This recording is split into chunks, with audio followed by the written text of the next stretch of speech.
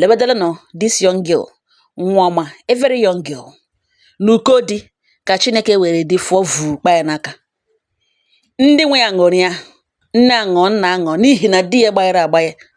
Nwoke na-ebecha ebecha. A na-agbakiri ala si yes. Nna ya sị nwa ya butele ya oke di, oke nụkwa na ụmụnne ya ṅụrịa na mbi nọ ego nọ. Agbawa shịrịshịrị nọrọ nga anara ndị obodo akwụkwọ. Bịa dore na mee ihe ishie metụrụcha ya ala gbaa. Kwụọ ụgwọ ishie. Tiga akwụkwọ wedding. Nwata nwokorobịa ebido jiwe ndị enyi ya. Gbaheriwe mgbari nọ na wedding. Azụọla coat, zụrụ orogan.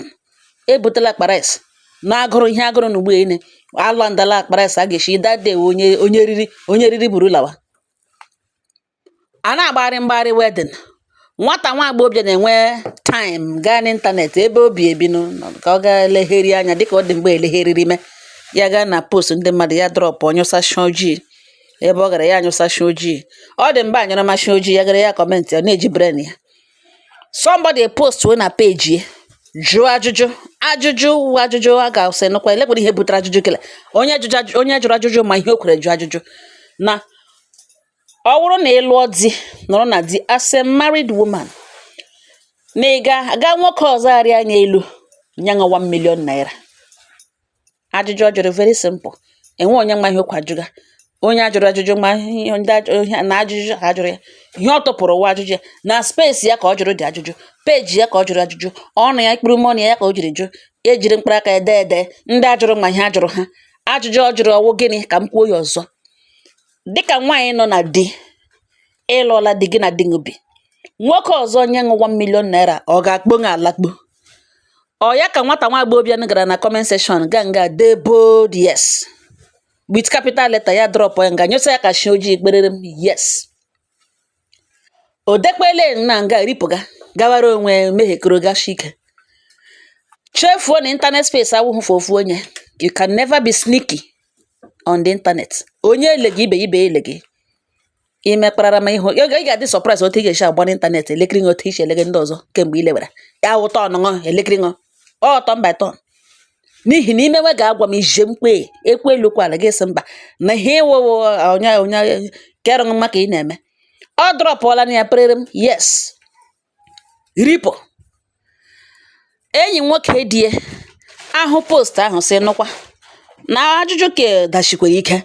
Mbadele na comment section ụnụ mana enwere ndị comment students ndị dịka m. Comment section na-adị m ezigbo mkpa.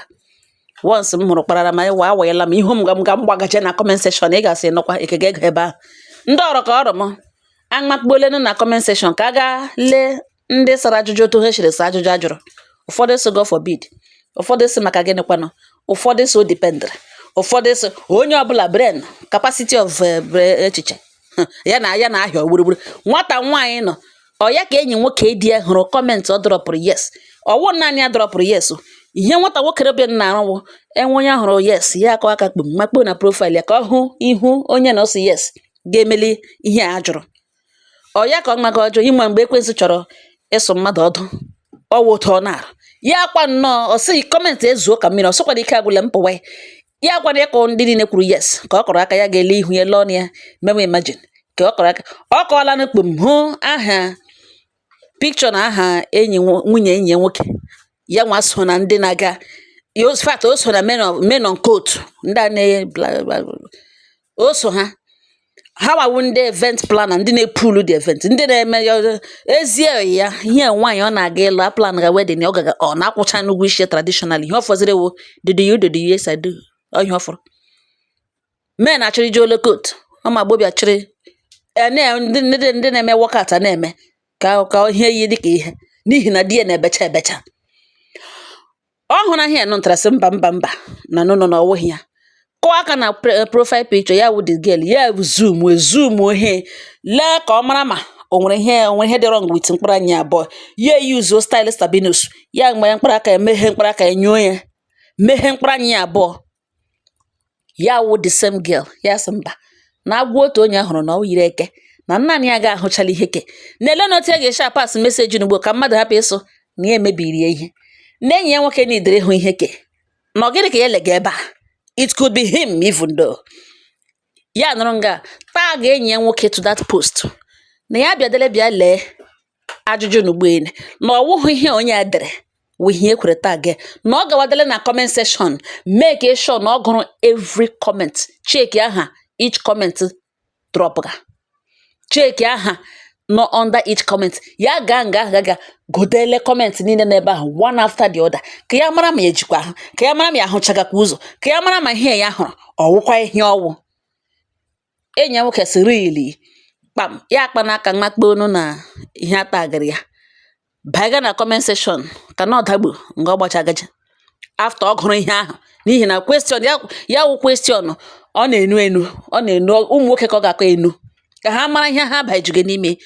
Nwata nwoke makpugbolene na comment section ọ gaghị udo ha fa ya hụ aha nwunye ka ọ sụ yes, boldly written yes, ya efecha ọchacha mkpụrụ anya kụọ aka na profile picture ya nwunye ya na-efolo gị, ya nụrụ nga screenshot ọ ya lo jụwa nwunye so lekwere ihe mere na o ji ọgwa ya na ọ gbachabara ba nkọ.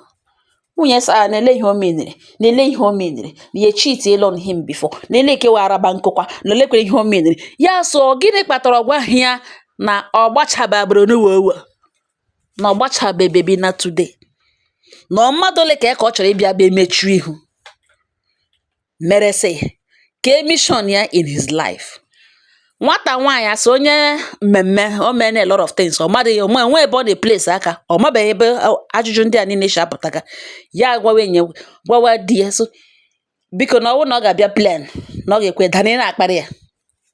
Nwoke abịa ketatụkwu ha jụwa sị na ole ihe o jiri ọgwa ya that na with only 1 million naira kpọị na ifu ndị ya lụcha ya ha gbacha akwụkwọ n'ugbo ha na-aga ịgba na ya lụọla traditionally na ihe ofuru wee gba akwụkwọ, na gịnị mere ọgwa ya that na ya gbacha ya na ya bụ gbacha akwụkwọ ha lakpo dịka di na nwunye, na anybody nyere ya otu mmiri 1 million naira that person atọtọrọ ya ra ya ihe nkata na nkata ibe why ọgwa ya na ọ otu a ka ọ dị na ọ ga-emeli ya sị ele ihe o menere ya sị ya na ya abịaghị ịgbagha na o mepee WhatsApp ya ka esendere na ya screenshot, were that screenshot is forward ọra ụmụnne, were forward ọra nne na nna ya, call off the wedding, cancel ihe niile, so refund ọ ka emere eme ụmụnne m otu aka ihe niile agbara n'ụzọ taa ka esi gbuo yuton lash ahịa ebe echi marriage ahịa.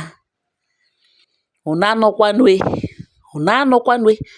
mee mgbe masị anyị village people, ụmụnne m kele ugbo nọ village people a ga-ebokede ugbo na ọwụ onye ka somebody just n'ime ihe n'ugbo mere na onye ka a ga-asị na ọ ya mebiri the wedding, na ọwụ enyi nwoke di ya ka ọwụ dis ga-emebiri wedding ya, ka ọwụ onye ka e posturu nụ why ọ ga-eji ajụ ụdịka ajụjụ ahụ knowing fully well na-enwe ndị dị vulnerable. Hello